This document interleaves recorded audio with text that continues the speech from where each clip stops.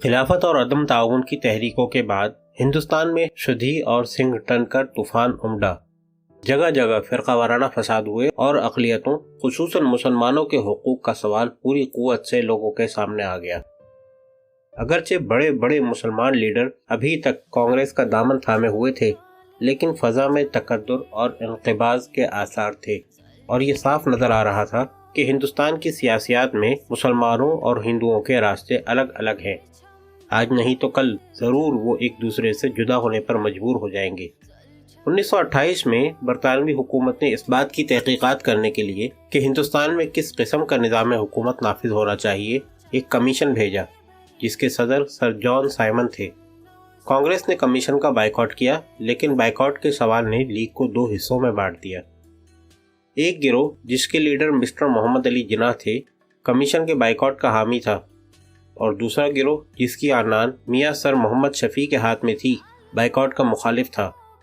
اب all parties conference نے، جس میں لیگ اور کانگریس دونوں شامل تھے، ہندوستان کا دستور اساسی بنانے کے لیے پنڈت موتی لال نہرو کی صدارت میں ایک کمیٹی مقرر کی۔ اس مجلس نے جو دستور بنایا، مسلمانوں کی بعض جماعتوں نے بڑی شدت سے اس کی مخالفت کی، اور علی برادران جو اب تک کانگریس کا ساتھ دیے جا رہے تھے اس سے الگ ہو گئے۔ اب آل پارٹیز مسلم کانفرنس کے نام سے ایک نئی جماعت وجود میں آئی، جس نے آگے چل کر مسلم کانفرنس کے نام سے ایک مستقل مجلس کی حیثیت اختیار کر لی۔ اس جماعت میں اگرچہ بڑے بڑے مقتدر مسلمان لیڈر شامل تھے اور عام مسلمانوں کی اکثریت کانگریس کی مخالف تھی، تاہم مسلمان قومی کارکنوں کی ایک خاصی بڑی جماعت، جس نے مسلم نیشنلسٹ کے نام سے شہرت پائی، کانگریس کے ساتھ تھی۔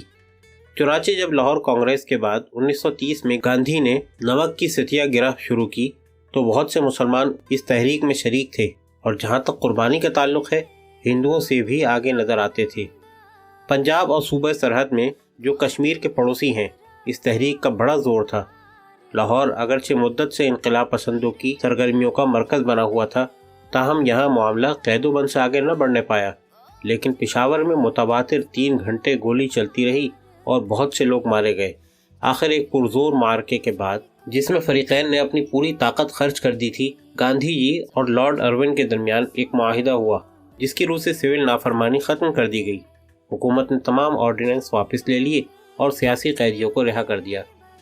اس واقعے کو 3 مہینے ہوئے تھے کہ کشمیر میں بعض ایسے واقعات ہوئے جنہوں نے یہاں کے مسلمانوں کو ابھار کر حکومت کے مقابلے پر کھڑا کر دیا۔ کشمیر میں مسلمانوں کی کئی انجمنیں قائم تھیں۔ لاہور میں بھی کشمیر کانفرنس کے نام سے ایک مجلس موجود تھی، جس کے سالانہ جلسے ایک زمانے میں بڑی دھوم دھام سے ہوا کرتے تھے، لیکن ان انجمنوں کی سرگرمیوں کا دائرہ تعلیمی مسائل تک محدود تھا۔ اخبارات میں بھی کبھی کبھار کشمیر کے متعلق ایک آدھ مضمون چھپ جاتا تھا، جس میں بڑے مؤدبانہ انداز میں حکومت کو بعض معمولی باتوں کی طرف توجہ دلائی جاتی تھی۔ یکایک لاہور کے روزنامہ انقلاب میں مراسلات کا ایک سلسلہ شروع ہوا، جس کا لب و لہجہ اگرچہ اعتدال کا پہلو لیے ہوئے تھا، لیکن ان میں کشمیر کے مختلف محکموں کے متعلق اچھی خاصی معلومات فراہم کی گئی تھیں، جس سے معلوم ہوتا تھا کہ ہندو، خصوصاً کشمیری پنڈت، سارے محکموں پر چھائے ہوئے ہیں اور ملازمتوں میں مسلمانوں کا تناسب بہت ہی کم ہے۔ حکام یہ مضامین پڑھ کر جھلا اٹھے اور ریاست میں انقلاب کا داخلہ بند کر دیا گیا۔ سری نگر کے لوگوں کو بیرونی دنیا سے جو تعلق تھا، اس کا ذریعہ زیادہ تر وہ سیاح تھے جو گرمی کا موسم گزارنے کشمیر آ جاتے تھے، لیکن جموں کا شہر پنجاب کی سرحد پر ہے، وہاں کے لوگ اکثر پنجاب جاتے تھے۔ ان میں ایسے بھی تھے جنہوں نے خلافت اور عدم تعاون کے ہنگامے اپنی آنکھوں سے دیکھے تھے، جلسوں میں شریک ہو کر لیڈروں کی تقریریں سنی تھیں، جلوس نکلتے دیکھے تھے۔ ان میں سے بعض نوجوانوں نے ینگ مینز مسلم ایسوسی ایشن کے نام سے ایک انجمن بھی قائم کر رکھی تھی۔ انقلاب میں جو مراسلے چھپتے رہے تھے وہ انہی لوگوں نے لکھے اور لکھوائے تھے۔ سری نگر میں اس قسم کی کوئی انجمن تو نہیں تھی، ہاں فتح قدل میں ایک مسلم لیڈنگ روم ضرور تھا، جہاں کچھ نوجوان مل بیٹھتے تھے۔ ان میں زیادہ تر ایسے لوگ تھے جو مدتوں تلاش معاش میں سرگرداں رہے اور اب ہمت ہار کے ہاتھ پر ہاتھ دھرے بیٹھے تھے، یا کوئی چھوٹی موٹی ملازمت قبول کر کے بیٹھ گئے تھے۔ یہ لوگ جب اکٹھے ہوتے، مسلمانوں کی زبوں حالی اور ہندو افسروں کی تنگ خیالی کے قصے چھڑ جاتے۔ اب انہوں نے بھی اپنی اپنی شکایتیں لکھ کے انقلاب میں چھپوانی شروع کر دیں۔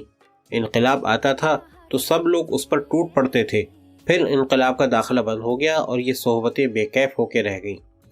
جموں اور سری نگر کے نوجوانوں کی ان دو جماعتوں کو ریاست سے باہر کی کسی سیاسی جماعت سے کوئی سروکار نہیں تھا۔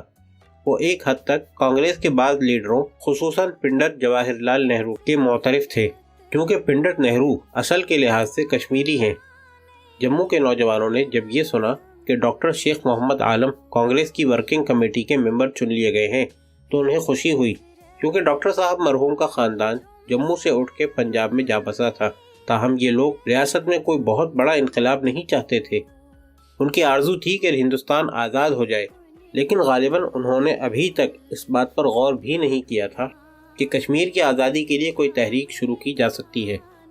وہ زیادہ سے زیادہ یہ چاہتے تھے کہ ملازمتوں کی تقسیم میں مسلمانوں سے انصاف کیا جائے، مسلمان اہلکاروں کو بھی ہندوؤں کی طرح ترقیاں دی جائے اور ہندو نوازی اور خبیث پروری کا سلسلہ بند ہو جائے۔ ہندوستان کے سیاسی معاملات میں یہ نوجوان مسلم کانفرنس، یا یوں کہنا چاہیے کہ ان لوگوں کے ہم خیال تھے جو نہرو رپورٹ کو غیر منصفانہ سمجھتے تھے اور کانگریس کی سرگرمیوں سے الگ رہنا چاہتے تھے۔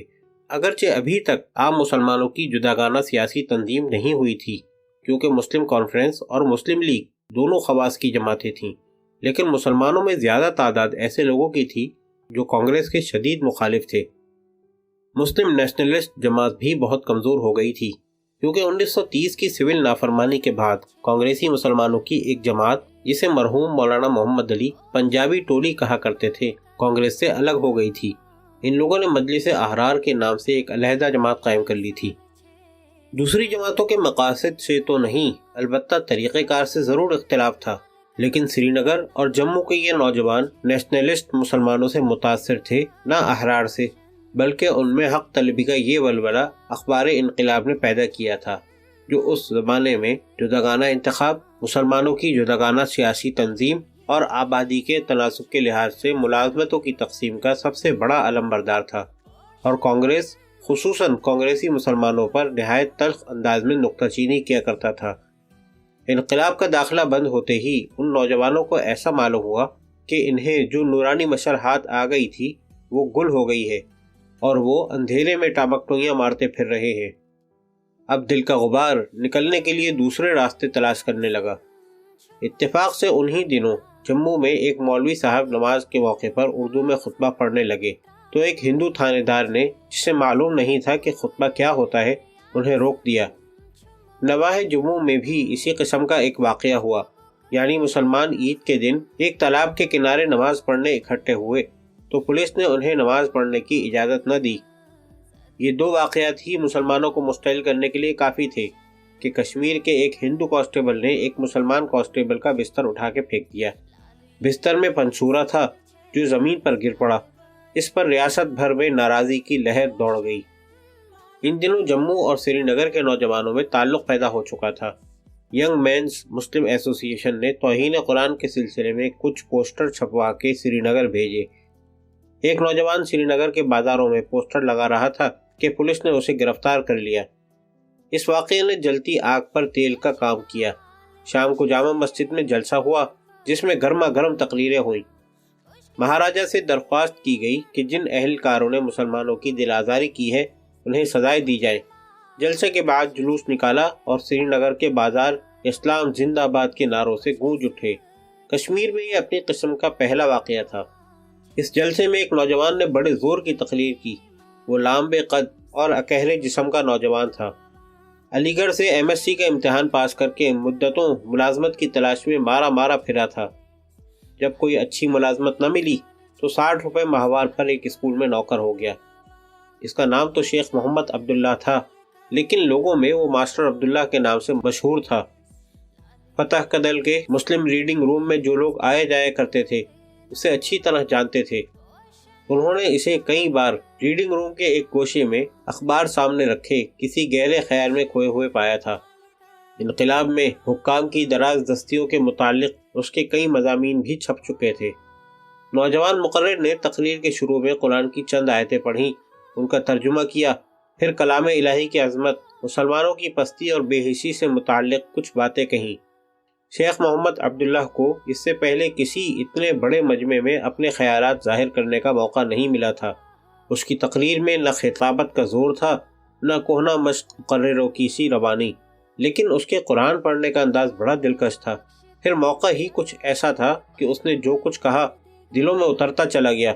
چنانچہ جلسے کے بعد جلوس نکلا تو یہ حال تھا کہ اسلام زندہ آباد کے نعروں کے ساتھ ساتھ کبھی کبھی ماسٹر عبداللہ زندہ آباد کی صدائیں بھی بلند ہو جاتی تھی۔ حکومت نے توہین قرآن کے واقعے کی تحقیقات کے لیے مسٹر وک شیلڈ کو، جو بڑے جوڑ توڑ کا انگریز تھا، جموں بھیجا۔ ان تحقیقات کا نتیجہ یہ نکلا کہ ہندو کانسٹیبل تو صاف بری ہو گیا، ہاں مسٹر وک شیلڈ کی سفارش پر اسے پینشن دے دی گئی اور مسلمان کانسٹیبل کو موقوف کر دیا گیا۔ اس پر لوگ اور بھڑک اٹھے۔ جن دنوں ادھر جموں میں تحقیقات ہو رہی تھیں، حکام نے بڈھے بڈھے کشمیریوں کو، جن کی کئی پشتیں سرکار کی خیرخواہی میں گزر گئی تھیں، بلایا اور ان سے مشورہ کر کے جامع مسجد میں جلسوں اور تقاریر کی ممانعت کر دی۔ لوگوں نے اس حکم کی خلاف ورزی کی۔ ادھر جامع مسجد میں ایک جلسہ ہوا، ادھر خانقاہ معلیٰ میں ایک اجتماع کا انتظام کیا گیا جس میں جموں کے نمائندے بھی شریک تھے۔ ان لوگوں میں چودھری غلام عباس بھی تھے، جنہوں نے آگے چل کر کشمیر کی سیاسیات میں بڑا نام پیدا کیا۔ یہاں بھی خوب تقریریں ہوئیں، لیکن ان میں مہارکی کی تقریر عبد القدیر کی تھی۔ یہ شخص سرحد کا رہنے والا تھا اور کسی انگریز کا خانسامہ تھا۔ اب تک سری نگر میں جتنے جلسے ہوئے اور جلوس نکلے تھے ان سب میں وہ شریک تھا، بلکہ ایک آدھ جلسے میں تقریر بھی کر چکا تھا۔ کشمیری مقرر تو پھونک پھونک کے قدم رکھتے اور سوچ سمجھ کے بات کرتے تھے، لیکن عبد القدیر اکھڑ پٹھان تقریر کرنے کھڑا ہوا تو جو منہ میں آیا کہہ گیا۔ ہندو حکام کے حق میں تو اس نے جو کہا سو کہا، ان کے ساتھ کشمیری مسلمانوں کو بھی لے ڈالا اور ایسے ایسے تانے دیے کہ سننے والوں کا خون کھول اٹھا۔ برسات کا زمانہ تھا، سیلاب نے بڑی آفت مچا رکھی تھی، پانی چڑھا ہوا تھا، مکان پانی میں ڈوبے ہوئے تھے۔ اس زمانے میں جلسوں کا زور تھما رہا، لیکن ادھر پانی اترا اور بازاروں میں اگلی سی گہما گہمی نظر آنے لگی، اور ادھر حکومت نے، جسے اپنا دبدبہ قائم رکھنے کا بڑا خیال تھا، جلائی ہوئی چنگاریوں کو قریت کی دبی ہوئی آنکھ کو بھڑکا دیا، یعنی عبد القدیر کو خانقاہ معلیٰ کی تقریر کی بنا پر گرفتار کر لیا۔